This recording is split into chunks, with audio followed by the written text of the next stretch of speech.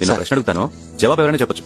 ఇప్పుడు మీరు బండిని వేగంగా నడుపుతున్నప్పుడు సడన్ గా స్టీరింగ్ లాక్ అయిపోయింది, బ్రేక్ పని చేయట్లేదు, హార్న్ మోగట్లేదు. 100 మీటర్ల దూరంలో ఓ 5 పనిచేస్తున్నారు.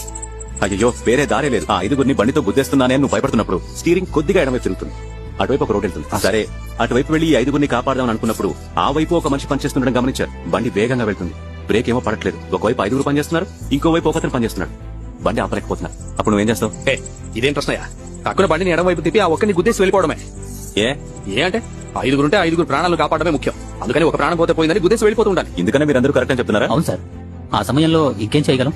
5 కాపాడాలంటే ఒక ప్రాణం పోవడం తప్పులేదు. అయితే ఒక ఇల్లు బాగుండాలంటే ఒక మనిషిని బలివచ్చు, ఒక వీధి బాగుండాలంటే ఒక ఇంటిని బలివచ్చు, ఒక ఊరు బాగుండాలంటే ఒక వీధిని బలివచ్చు, ఒక దేశం బాగుండాలంటే ఒక ఊరినే బలివచ్చు. ఇలా ఆలోచించడం కరెక్ట్ అని మీరు నమ్ముతున్నారు కదా?